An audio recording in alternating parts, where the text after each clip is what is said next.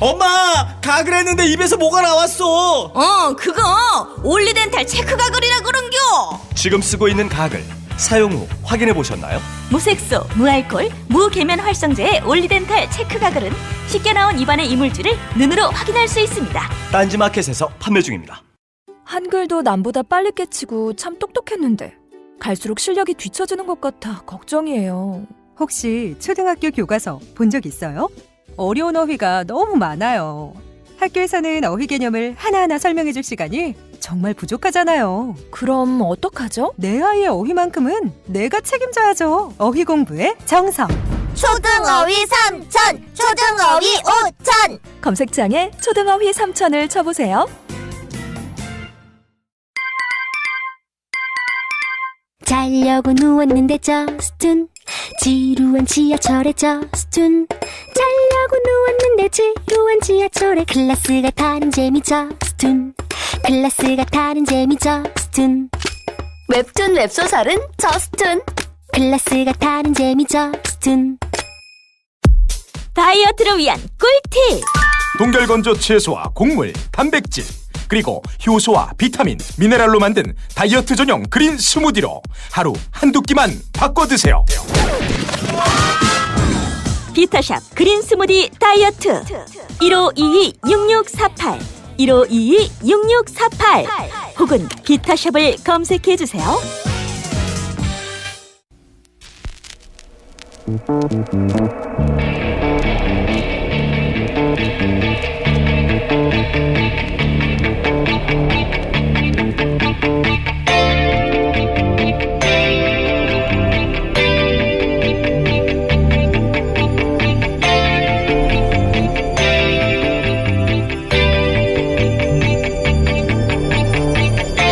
안녕하세요, 김어준입니다. 지난 9일 정부는 고가의 검사나 약 등 건강보험 비급여 항목을 전면 급여하는 건강보장성 강화 정책을 발표했습니다. 보수 진영은 일제히 비판에 나섰습니다. 되면 얼마나 좋겠냐마는 장밋빛 환상일 뿐이다. 유토피아적 정책을 국민을 대상으로 실험한다. 5년 후 건보료 폭탄으로 돌아올 것이다. 그렇습니다. 전면 급여화에 예상보다 돈이 더 들어서 목표를 임기 내에 달성하지 못할 수도 있습니다. 폭탄이란 말은 과장이지만 5년 후 건보료가 지금의 예상보다 더 오를 수도 있습니다. 돈 문제는 꼼꼼히 따져봐야죠. 그런데 새로운 국가 정책 중 실험이 아닌 게 뭐가 있습니까? 보수 정권 시절 낙수 효과 들먹이면서 이렇게 해야 경기가 부양돼 결국 중소기업과 저소득층까지 혜택이 돌아간다며 대기업의 재벌에 자원을 몰아주는 건 실험 아닌가요? 그 정책은 실패하면 어디서 보상해 준다고 해서 했습니까? 그리고 이 정도가 장밋빛 환상이면 아예 무상 의료를 수십 년째 하는 유럽 국가들은 뭐가 됩니까? 보장성 70%로 가자는 게 유토피아면 이미 평균 80%가 넘는 다른 OECD 국가들은 뭔가요? 문제는 돈이 없는 게 아닙니다. 나라에 돈은 있어요. 그 정도의 돈은. 진짜 문제는 돈을 어떤 우선순위로 쓰느냐 하는 거죠. 이 정책은 큰 병을 치료비 때문에 제대로 치료를 받지 못하거나 집안 살림이 무너지는 일이 없도록 하는데 나라 돈을 쓰겠다. 이렇게 우선순위를 정해두는 겁니다. 이런 실험이라면 마땅히 해봐야죠. 김어준 생각이었습니다.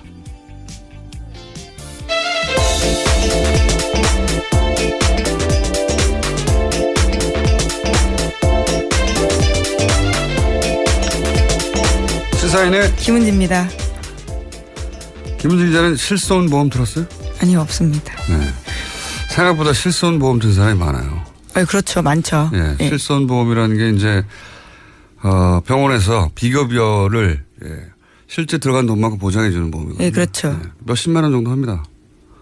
근데 다쳐야지만 돌려받을 수 있는 그렇죠. 돈이기 때문에요. 그냥 그 돈 예. 보험료 지금 뭐 10,000원 오를 것이다, 20,000원 오를 것이다, 더 오를 것이다 하는데 그 수십만 원이거든요. 실손보험에 가입한 사람이 몇 천만 명이에요. 그 돈 여기다 쓰면 됩니다. 반대할 이유가 없어요. 연 몇십만 원이죠. 예. 월 몇만 원이고. 그 돈이 이로 가면 나라가 보장해 주겠다는 거니까. 근데 이제 보험회사랑 그 의사들 그리고 의원을 하느냐 대형 병원을 하느냐 이 당사자들의 그 반응이 다 달라요. 예. 그럴 수밖에 없겠죠. 쉬운 문제는 아니라고 봅니다. 많은 이 정도 되면 그리고 제대로 계획대로 되면 아주 좋은 겁니다. 예, 아주 좋은 거고. 자, 이 문제는 앞으로도 계속 거론될 것 같으니까 저희가 전문가를 모시고 따로 한번 다룰 테니까. 자, 첫 번째 뉴스는요. 네, 북한 전략군은 어제도 사령관 명의로 이른바 괌 포격 사격의 구체적인 시나리오를 예고했습니다. 지난 5월 시험 발사했던 화성 12형 중장거리 탄도미사일 4발이 일본 상공을 통과한 다음에 괌 주변에 떨어질 것이라면서 비행 경로를 자세하게 공개한 겁니다. 이달 중순까지 계획을 완성할 거라면서 시기를 거론하기도 했는데요. 북한은 또 트럼프 대통령의 화염과 분노 발언에 대해서 미국이 정세 파악도 못한 채 망발을 늘어놓고 있다면서 긴장 고조 책임이 미국에 있다 이렇게 주장했습니다. 이제 말 전쟁을 시작해가지고 지구가 멸망을 몇 번 했어요. 이 말 전쟁 사이 하는 사이에 말대로 따지면 여기 대해서 이제 어제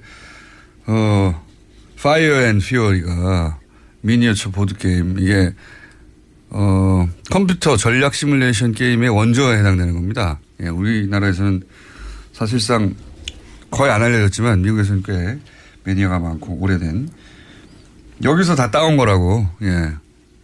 그리고 영화도 따왔어요. 파스트 앤 퓨어리라고 분노의 질주라는 영화 있죠. 네, 그렇죠. 그것도 따온 거예요, 다. 그러니까 이 말들이 뭐냐면은 북한은 자국민과 미국에게 귀에 꽂히라고 하는 말이고 미국은 미국 자국민들이 귀에 꽂히는 단어들을 사용해서 이 말들을 구사하고 있는 거죠. 그러면서 이 메시지는 미국의 자국민 그리고 중국에 던지는 메시지일 수 있다. 네, 중국한테 이 정도까지 우리가 심각하니까 원유라든지 더 강한 제재에 나서다라 이런 압박인 거고. 근데 어제도 잠깐 소개했지만 관련 뉴스가 쏟아지긴 하는데 대통령이 센 발언하면 어제는 이제 틸러슨. 그렇죠. 북한 쪽에서는 임목사 풀어주기였다면 미국 내에서는 대통령이 이렇게 하면 관료들이 나서서 그렇게까지 하겠다는 건 아니다. 이런 이야기가 오고 가고 있어요. 그리고 북한은 지금 괌 30km, 40km 떨어진 곳에 포를 어떻게 쏠 건지 계획을 막 수립해서 발표하겠다는 거 아닙니까? 그렇죠. 방금 그걸 수립한 다음에 왜 발표합니까? 그냥 정말로 타격할 생각이면 쏘면 되죠. 일종의 말전쟁이란 말씀하셨는데요. 그런 상황인 거죠. 네, 미국은 이제 괌에서 장거리 전략 폭격기로 어떻게 북한을 타격할 것인지 또 말로 하고 있어요. 그걸 왜 말로 합니까? 상대가 준비하게. 어쨌든 말전쟁을 하고 있는 와중이고 그 와중에 또 트럼프 북한에서는 김정은을 말릴 사람이 없지만 미국에서는 트럼프 대통령이 이렇게 말전쟁을 하면 밑에서는 불을 꺼야 되거든요. 네, 그렇죠. 국무부에서도 어제 정례 브리핑하면서 관련된 발언 수습했습니다. 헤더 나우트 국무부 대변인이 현지 시각으로 9일에 정례 브리핑을 했는데요. 미국은 많은 국가들의 지지를 받고 있는 대북 압박 공세를 하고 있다면서도요. 대북 압박을 증가시키고 있는 상황에서 트럼프 대통령도 그 점에 대해서 얘기한 것뿐이다라는 식의 해명을 한 겁니다.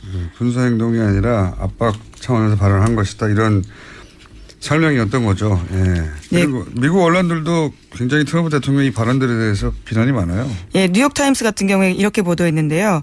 트럼프 대통령이 측근들한테 강경 메시지 전달할 거다라는 것은 알고 있었지만 하지만 김정은이 종종 사용하는 종말론적인 비아냥에 필적할 만한 위협을 할 것이라고는 예상도 못했다라는 거고요. 또 트럼프 대통령이 북한 관련 언급을 하면서 책상 쪽을 흘끗흘끗 봤는데 그것은 북한 관련된 문건이 아니라 마약성 진통제 남용 문제에 관련된 내용이었다면서 완전히 즉흥적인 발언했다 이렇게 지적했습니다. 트럼프 대통령이 이 사안뿐만 아니라 모든 사안에서 항상 단독 드리블 그러니까 밑에 사람들이 이제 당황할 정도의 그 말 드리블을 많이 했죠 그동안. 근데 이제 이건 우리하고 직접 관련된 사안이라 우리가 이제 자세히 들여다보기 시작하는 것일 뿐이고 이 정도 규모의 국가를 리딩하는 대통령으로서의 언가 행 자질을 사실상 자주 못 갖췄죠. 왜냐하면은 최종결정권자는 항상 뭔가 어떤 특별한 사안을 뒤집거나 새로 하거나 할 때 그 아랫사람들이 핑계를 쓰는 거거든요, 보통. 그래서 말을 안 해야지 뒤집을 수가 있잖아요. 이렇게 했다가 저렇게 했다가 그렇죠. 우리 보스가 허락을 안 한다고. 네, 뭐 일종의 애매모호한 전략적 네. 모호성을 유지하는 방법이 있죠. 그래서 그 탈출구가 되기도 하는데 대통령 사실은 대통령 본인의 결정이었는데 반응이 안 좋으면 밑에서 다 뒤집어 쓰고 대통령이 나중에 뒤집기도 하고 그런 여지를 안 주는 거죠. 트위터를 매일 하다 보니까요. 너무 메시지가 많습니다. 진정한 포퓰리스트예요. 진정한. 예. 그 어떤 것도 생각하지 않고 본인의 인기를 중심으로 모든 사고를 해서 남이 그 공을 가져가는 게 싫은 거예요. 그래서 누구보다 먼저 대변인을 통해서 보다도 먼저 자신이 먼저 트위터를 통해서 쏘고 단독을 하는 거죠. 대변인은 모르고 있어요. 국가의 정책이 그렇게 될 것이라는 걸. 그런데 그게 워낙 즉흥적이다 보니까 그것이 정책적으로 이어지지 않아서 혼자 말하고 끝나는 경우가 너무 많았거든요. 그러면서 이런 말도 합니다. 오바마 행정부 대북 정책에 대해서는 전략적 인내라고 했었는데 네, 그렇죠. 이번에는 전략이 없는 인내일 뿐이라고. 네, 워싱턴 싱크탱크에서 나오는 말이라고 합니다. 네. 이게 이제 미 언론이 보도한 건데 예. 어차피 전쟁 못할 거 아니냐. 그걸 인내라고 표현한 건데 그런데 전략도 없다. 뭐 이런 비아냥이고 영국 가디언지에서도 영미권 언론들이 다 비난을 하고 있습니다. 예, 지난 6개월 동안 트럼프 대통령 행정부는 톤 다운 계속하면서 계속해서 6개월 동안 반복되면서 즉흥적인 이야기만 하고 있다라는 비판을 한 겁니다. 대통령이 센 말을 하고 밑에 사람들이 왜냐하면 이런 센 말을 하면 기자들이 달려간단 말이죠. 당연히. 근데 지금도 휴가지에서 기자들을 만난 겁니다. 달려가지고 이거 어떻게 생각하냐 묻는단 말이죠.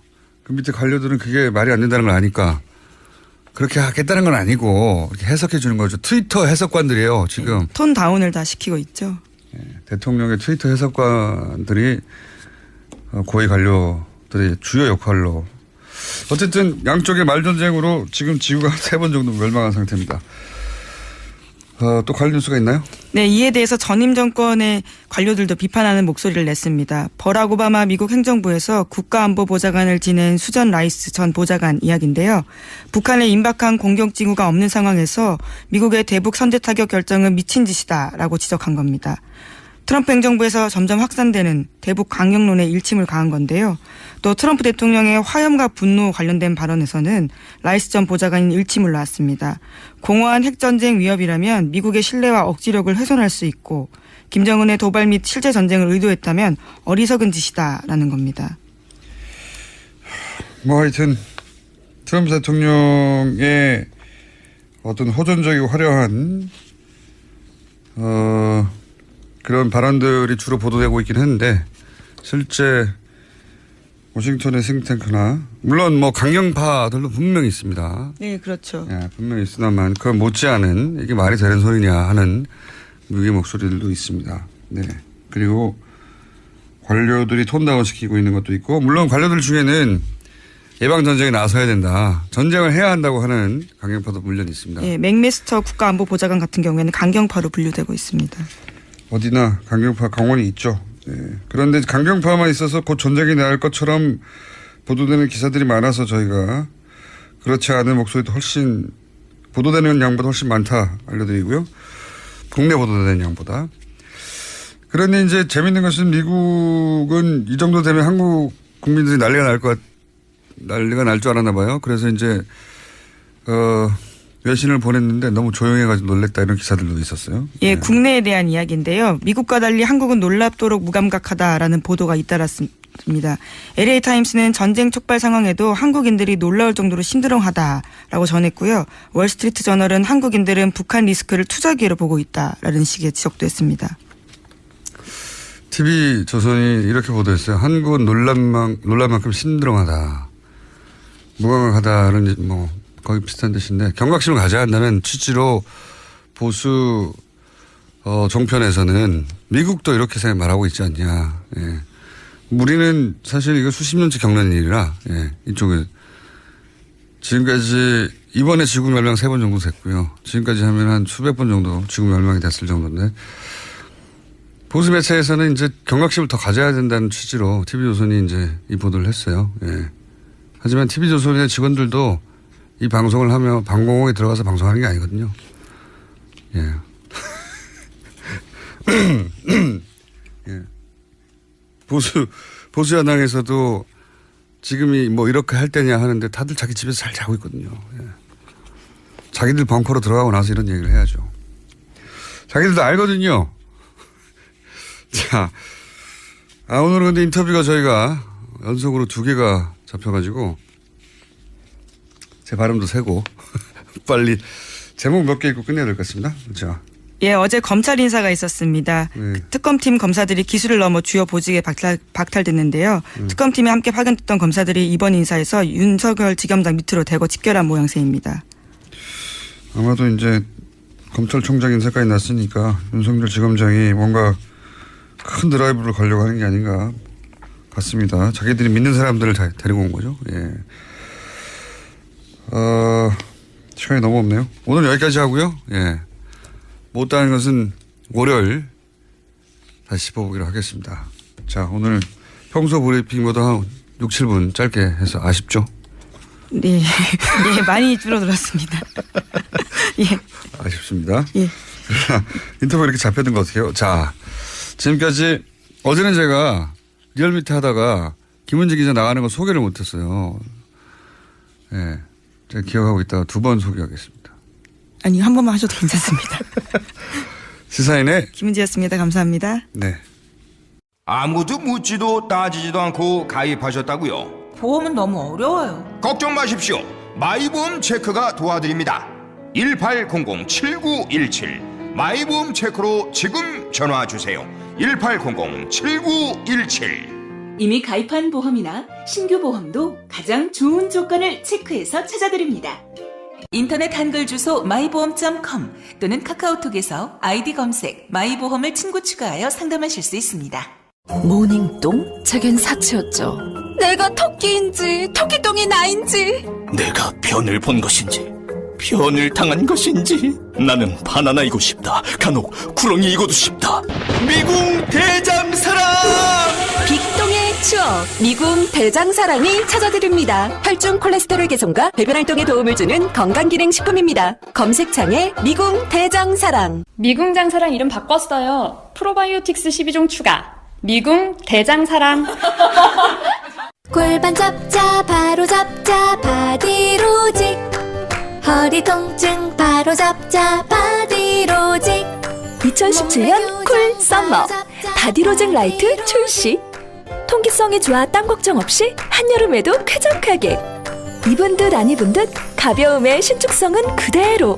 자세가 좋아지는 골반 교정 타이즈 바디로직 검색창에 골반 교정 바디로직 라이트.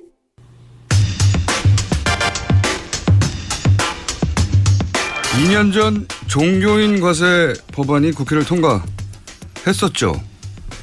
그런데 종교인들의 반발로 시행이 3년간 유예됐었습니다. 이제 시행을 4개월 앞두고 있는데 또다시 과세를 2년 더 유예하자 하는 법안이 발의돼서 이 문제 한번 짚어보려고 합니다. 이 분야 전문가를 스튜디오에 직접 모셨습니다. 시사평론가 김용민 있습니다. 네, 안녕하십니까. 뉴스공장 차기 MC 김용민입니다. 여러분이 생각하시는 그 김용민 맞고요. 본인이 왜 이 종교인 과세 문제 네. 전문가인지 스스로 일단 먼저 얘기해 주세요. 네, 사실은 제가 이제 종교 언론 쪽에 오랫동안 몸담았었고요. 그 안에서 특히 그 보수와 진보 양쪽에서 모두 다 그 매체 경험이 있기 때문에 뭐 하여튼 그런 경험도 있었고 또 제가 낸 박사학위 논문이 한국 개신교의 정교 분리 원칙에 기초한 한국 개신교 역사. 예. 정교 분리. 예. 네. 정교 분리 문제와 관련해서는 또 제가 또 그거와 관련한 학위 논문도 냈었습니다. 부친이 목사님이시고. 그렇습니다. 예. 본인이 매주 예배를 인도하고 있습니다. 예. 네. 그리고 또 현재 목사 후보생을 하고 있습니다. 목사 후보생. 예. 자, 그럼 이 문제를 한번 본격적으로 보겠습니다. 네. 그런 자격으로 이 문제를 이야기하러 왔는데, 우선 이 종교인 과세를 특히 개신교가 네. 예. 왜냐하면 천주교에서는 이미 세금을 낸 지 오래됐어요. 그렇습니다. 예. 개신교가 반대하는 이유가 뭐냐? 간단하게 짚어주십시오. 예, 이 개신교 전부 반대하는 건 아니고요. 진보 개신교계 쪽에서는 납세의 의무를 왜 회피해야 하느냐? 예. 우리도 이제 납세하자. 가이사의 것은 가이사에게. 네, 그렇습니다. 이미 2000년 전 예. 세금을 내야 하느냐고 물었을 때 예. 예수께서 답하셨지 않습니까? 예. 가이사의 것은 가이사. 세금을 내라 이 말이죠. 예, 그렇습니다. 근데 왜 안 내냐 이거죠. 사실 겉만 보면 도저히 이해할 수가 없습니다. 국민의 의무인 납세를 안 하겠다는 게 과연 정상입니까? 국민이면 다 세금을 내야죠. 국민이 세금을 안 내면 누가 세금을 내겠습니까? 현행 법 체계를 보더라도 국가가 세금을 안 거둘 뿐이지 목사님, 스님, 신부님, 교무님 이런 분들한테 세금 내지 마십시오. 이런 내용의 법 조항이 없습니다. 그러니까 그냥 법에 근거 없이 봐주는 거잖아요. 지금. 그렇습니다. 이게 일제강점기 이후로 봐주고 있는 양상인데 박정희 대통령 시절에 한번 거두려고 했었어요. 그러다가 또 여러 가지 이유로 미뤄지다가. 당시에는 보수 기독교계의 정권 차원에서 도움이 필요했었기 때문에 그랬다고 치고. 네, 그렇습니다. 근데 이제 보수 개신교계, 일부 개신교계의 반대 논리, 세금을 못 내겠다. 이런 논리를 보게 되면 도저히 납득하기 어렵습니다. 무슨 논리죠, 원래? 목사한테 그 근로소득세를 물다니 목사가 근로자인가? 목사가 노동자인가? 예전에 교사가 노동자인가? 이런 그 시비를 걸었던 그런 정부도 있었는데, 어떤 목사님은 더 나갑니다. 일반 교인이 근로소득세를 떼고 헌금을 냈는데 그 헌금으로 사례금을 받는 목사가 또 근로소득세를 내면은 이건 이중과세다. 이런 주장을 펴고요. 요즘엔 좀 더 진화된 논리가 나왔습니다. 뭐냐면은 좋다. 목사가 근로소득세를 내면 교인들이 목사한테 주어야 할 특근수당이 이만저만이 아니다. 특근수당. 예, 그런데 철야 기도회. 이거 밤샘 근무 아닙니까? 그리고 새벽 기도회. 이것도 새벽 근무란 말이죠. 게다가 일요일, 휴일 아닙니까? 휴일 풀타임으로 뛰잖아요. 예. 이거 줄 거 다 주면은 교인들 등골 휜다. 이러면서 또 교인들을 두둔하는, 그들의 입장을 대변하는 논리도 나오고 있습니다. 이런 논리들이 사실은 논파되거나 반박된 지가 오래됐어요. 네. 이미. 그걸 여기서 반복할 필요는 없을 것 같고. 네. 목회자들이 소득세 납부를 꺼리는 가장 근본적인 이유가 뭐냐 이거죠. 근본적인 이유가 잘 알려지지 않아 가지고. 예. 그러니까 사실. 대부분 이런 특근수당 같은 굉장히 특이한 논리 들이대면 사람들이 웃는단 말이죠. 예. 웃긴 웃는데 진짜 이유를 모르니까 개신교 전체가 사실은 욕을 먹는 경우가 있어요. 그 무기 로비스트 일광그룹의 그 이태규 회장이라고 혹시 이름 기억하십니까? 압니다. 예. 네, 교회에 기부해가지고 비자금을 처리했던 일명 클라라 회장이라고. 예. 이분이 예전에 그런 일이 있었어요. 지금 기독교 대한성결교회 본교회라는 교회의 장로인데 이 교회의 회사 간부가 본교회 목사의 동생입니다.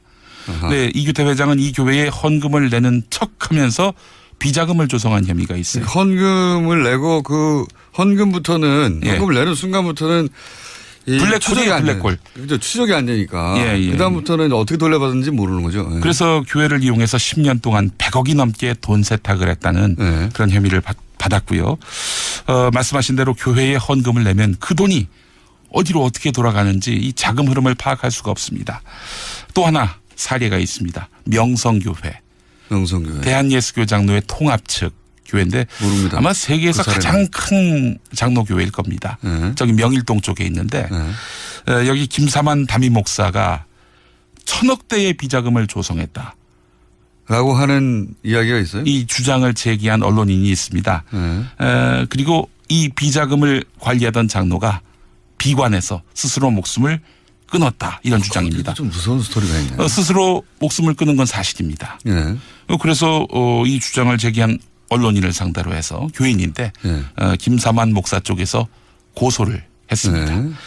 그래서 소송까지 갔는데 결과는 이 교인이 처벌을 받게 됐지만 법원이요 판결문에다가 1,000억보다는 적은 800억대의 비자금의 존재를 인정했습니다. 오. 예.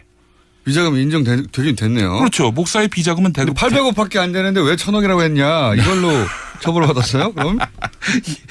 세부적인 내용은 이야기하면 굉장히 긴데 요컨대 목사의 비자금은 대부분 교회로부터 나왔을 것이고 교회 수입은 곧 헌금 수입 아니겠습니까? 그렇죠. 이렇게 네. 목사님이 또 딴 주머니 차시는 그런 일도 발생한단 말이죠. 네. 이건 자, 이제 유명한 사례들이고. 그렇습니다. 그러니까 지금 이야기의 방향성은 교회를 통해서 예.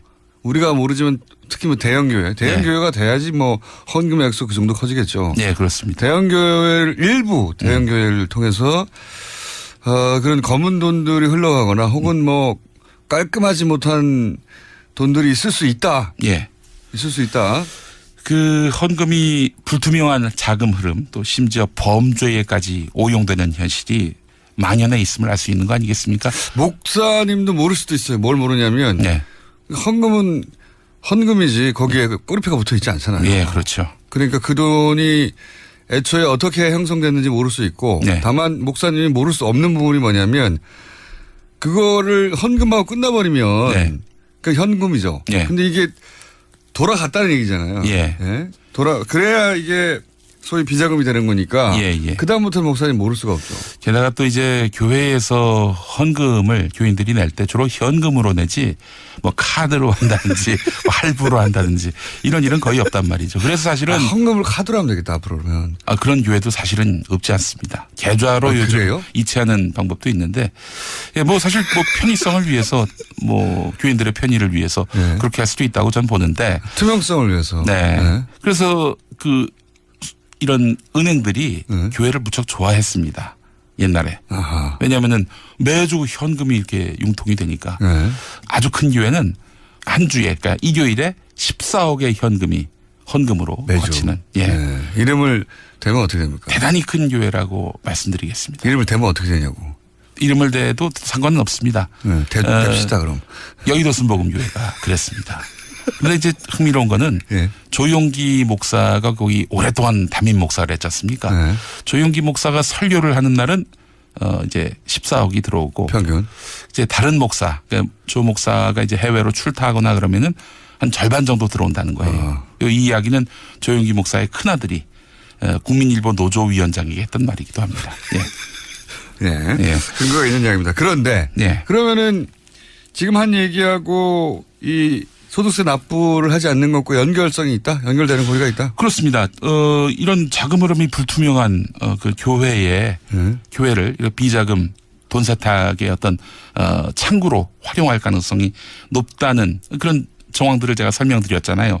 이런 와중에 목사님이라고 치고 예. 이런 와중에 목사님에게 근로소득세를 문다면 당연히 목사의 수입이 제대로 신고되고 있는 건지 신고되지 않는다면 교회 내의 자금 흐름이 어떠한지 세무 공무원들이 관심을 갖지 않겠어요? 그러니까 교회를 대상으로 한 꼭 비자금이 있어서가 아니라 예. 제대로 소득세를 내고 있는지에 대해서 예. 교회 회계를 들여다볼 수가 있고 그렇습니다. 그러면 말하자면 세무조사를 할 수도 있고 조세 포탈이 짐작된다면 아무래도. 그러니까. 예. 그래서 이 세무조사까지 가게 된다면은 이거는 교회로서는 아주 최악의 상황이라고 판단하고 있는 거예요. 그래서 그러니까 이제 국가가 세무조사 권한을 근본적으로 가지는 걸 싫어한다. 네, 그렇습니다. 대형 교회들은 예. 꼭 거기에 비리가 있어서라기보다는 예. 그 비리의 사례도 있지만 예. 근본적으로 교회 회계 장부를 들춰보는 걸 싫어한다. 네, 그렇습니다. 이때까지 마음대로 했었는데. 네. 그래서 사실은 이제 이 보수적 기반의 교회 연합단체 장들이 하는 얘기가 목회자 과세는 교회를 파괴하려는 음모가 있다. 이렇게 주장하고 있는 겁니다.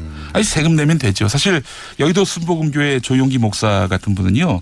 이미 1973년 여의도 순복음교회가 여의도로 왔을 때 그전에 서대문에 있었는데요.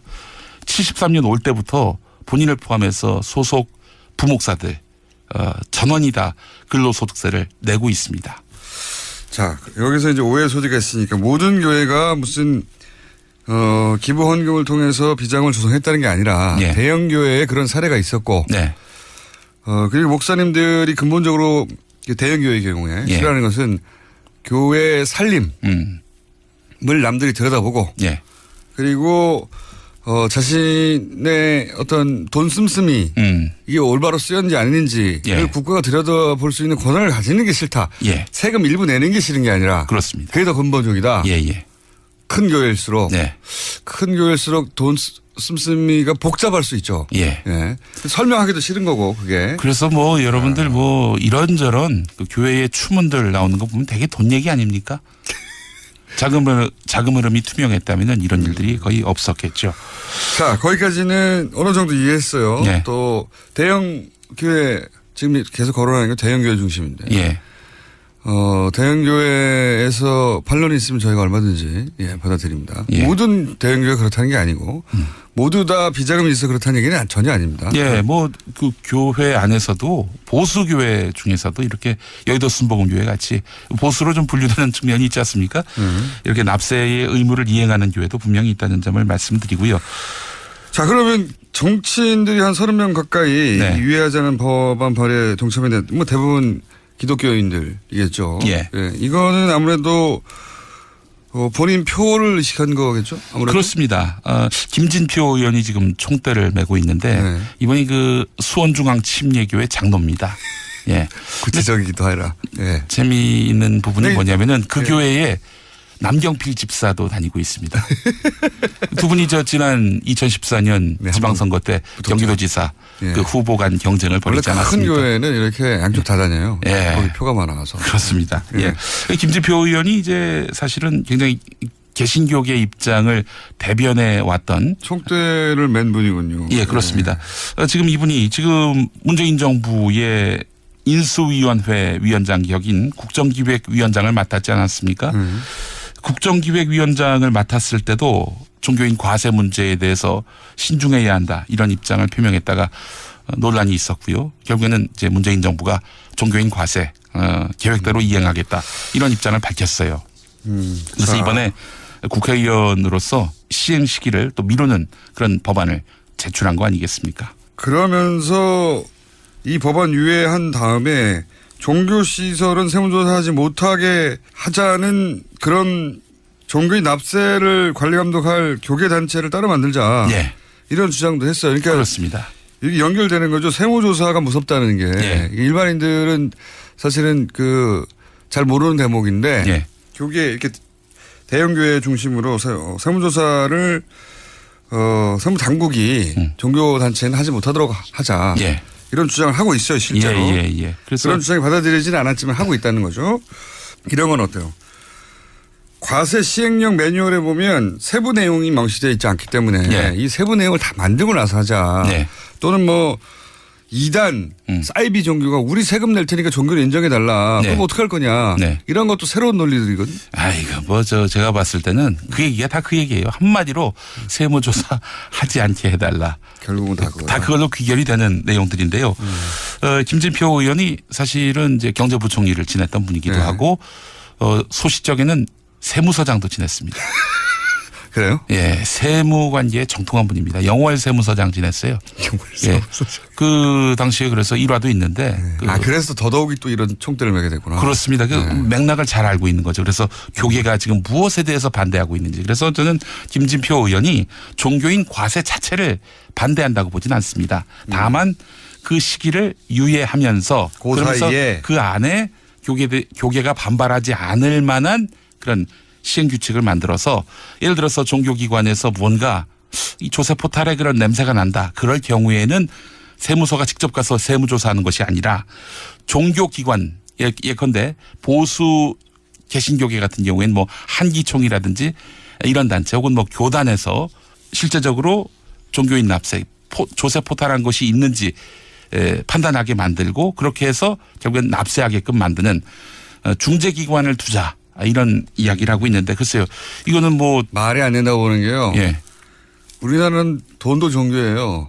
그럼 재벌들이 탈세할 때 재벌들끼리 모여가지고 전경련이 그러니까 중간에 단체를 만들겠다. 그런 주장하는 거 마찬가지라고 봅니다. 그래서 사실은 이런 어떤 특혜를 또 만들어내는 거 아니냐라는 비판의 또 측면에 있습니다. 알겠습니다. 오늘 여기까지 짚어봤습니다. 지금까지 바로 김영민 씨입니다. 예. 감사합니다. 아니 근데 평소에 딴 분들은 다음에 또 한번 모셔서 상세히 또 이야기를 더 들어보도록 하겠다.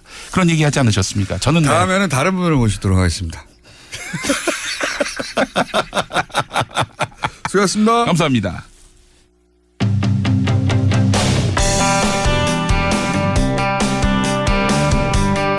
적폐 청산의 길목마다 나오는 이름이 있다. 이런 말들이 요즘 있습니다. 바로 이명박 전 대통령인데요. 자, 이 이명박 전 대통령과 최근에 지속적으로 등장하고 있는 댓글 사건을 비롯해서 적폐 청산의 길목 마주치는 이 현상 한번 짚어볼까 합니다. 저희가 이분을 소개할 때 이렇게 소개했었습니다. 이명박 정권 탄생의 1등 공신이었으나 그 혜택은 입지 못하고 집권 초기에 이미 밀려난 분이다. 네. 그래서 풍운하라고 제가 했었습니다. 정두원 전 의원 연결됐습니다. 안녕하십니까? 네, 안녕하세요. 네, 오랜만입니다, 의원님. 네, 그렇습니다. 최근에 댓글 사건에 자꾸 이제 이명박 전 대통령 이름이 거론되다 보니까 네.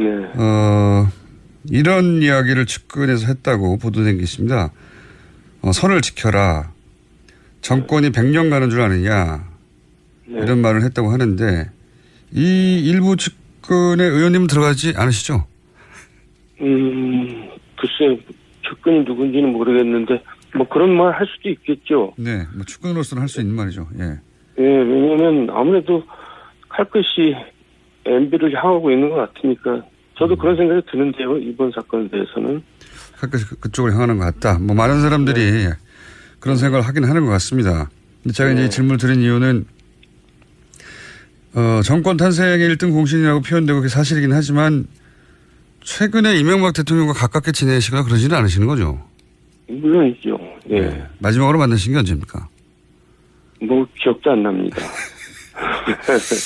그래서 그쪽 사정을 알면서도 또 어느 정도 객관거리가 있는 분으로 생각하다 보니 의원님밖에 떠오르는 분이 없어서 저희가 모셨습니다. 네. 자, 이 댓글 사건만을 따로 놓고 보자면 결국 원세훈 전 국정원장의 작품인데 TBS 김종배 색다른 시선 출연하셔서 이런 말씀하셨어요. MB의 운명은 결국 원세훈 전 국정원장에게 달려있다. 이게 어떤 의미인지 좀 설명해 주십시오. 그러니까 이제 그 선에서 끝났는지 아니면 진짜 정권 차원에서 한 건지 이제 수사를 하지 않겠어요? 예. 그러면 원세훈 전 원장 입장에서도 그동안에 이제 성도 살았고 또 앞으로 또 살아야 되고 또 이것까지 또 덧붙여주면 또 많이 살아야 되는데 이게 부담스럽겠죠. 그래서 조금 더 감하고 싶은 생각도 당연히 있을 거고요, 인간으로서. 그러다 보면은 어떤 태도를 취할지 저도 참 귀추가 주목되는데요. 그러니까 이걸 보고 했느냐, 지시를 받았느냐라는 질문에 아니다, 내가 다 했다. 라고 하느냐, 아니면은 뭐 일부 보고한 것도 있다. 에 따라서 만약에 이제 일부 보고했거나 알고 있었다 이렇게 얘기가 되면 결국은 이명박 전 대통령까지 갈 수밖에 없을 것이다. 그래서 운명이 거기 달렸다. 이렇게 말씀하신 거죠? 그렇죠. 그러니까 상식적으로 생각하면 이제 보고를 했다고 볼 수밖에 없거든요. 상식적으로. 그런 내용을 보고를 안 했겠어요. 근데 이제 어떤 자세를 가지고 있을지 저도 잘 모르겠어요. 사실 뭐 말씀하신 대로 이게 이제 그 당시만 지금이야 뭐 큰 문제가 됐지만 그 당시만 하더라도 몰래 해낸 자신의 공이었단 말이죠. 네. 네, 그렇죠. 그러면은 뭐 자신의 직속상관, 유일한 직속상관에게 자랑했으면 해직을 몰래 감춘다는 게 더 이해가 안 가는 일이라 보고했을 법한데. 그러니까요. 근데 그렇게 밝힐지 안 밝힐지. 이 많은 사람들이 궁금해하는데 원세훈 전 국정원장은 어떻게 발탁이 된 겁니까 당시에?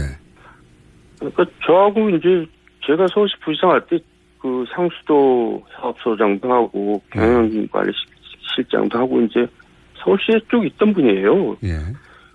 그런데 뭐라 그럴까, 뭐 국정원장 그때 행자부 장관 발탁할 때는 뭐 그럴 수 있다고 생각했는데 국정원장으로 발탁할 때는 저희들도 너무나 깜짝 놀랐어요. 왜 놀라셨습니까? 왜냐면 전혀 어울리지 않는 사람이거든요. 그러니까 이제 그런 정무적인 감각이나 이런 거는 전혀 없는 사람이고, 별명이 뭐 잘 알려져 있지만 원따로거든요. 그러니까 그냥 뭐 굉장히 혼자서 이렇게 뭐 활동하고 혼자서 판단하고 좀 독단적이고 위에서 시키는 대로 하고 그런 사람입니다. 그러니까 국정원장 정도면 굉장히 많은 생각을 해야 되고 많은 경험을 가지고 이제 정치적인 입장에서도 굉장히 좀 뭐랄까 노예해야 되거든요. 근데 전혀 그런 사람이 아니거든요. 근데 어떻게 발탁이 됐죠? 그러니까 이제 MB 인사의 특징은 뭐냐면 적재적소는 전혀 아니고 전문성이나 이런 건 고려하지 않고 모든 건 다 내가 알아서 하고 내가 시키는 대로 그냥 잘하는 사람이 이제 최고라고 생각하는 인사죠, 보통 인사가. 그러니까 시키는 대로 잘하거든요. 그러니까 발탁을 한 것 같아요. 그러면은 이거는 물론 의원님 의견으로 된다는 보장은 없지만 당연히 밝힐까요? 이 분의 성향상? 글쎄요. 근데 어쨌든 그런 걸 떠나서요. 국정원장이 이제 좀 전에 얘기했지만 뭐 정치 공작을 하려면 수준이 있는 공작을 해야지. 기껏해야 사람들 모아놓고 댓글이나 달고 앉았고 이게 진짜 남의 나라 국정원 그런 기관에서 보면 얼마나 웃기겠어요. 저것들은 진짜 되게 한심한 나라다, 뭐 한심한 기관이다 그렇게 생각할 거 아니에요. 저는 그런 점에서 정말 창피하다고 생각해요. 정치 뭐 국내 정치에 개입하는 것도 뭐 잘못된 거지만은 그 수준이 웃긴다 이거죠. 맞습니다. 네, 그렇게 생각하시는 분들 많았고, 근데 이제 일부 측근이 그 100년 가는 줄 아느냐. 라고 말한 대목은 아마도 이것을 정치 보복이라고 봐서 이런 반응을 한 것 같습니다. 그러면서 이제 가만히 있지 않을 수도 있다. 이런 말도 했거든요. 가만히 안 있으면 뭘 어떡하겠어요.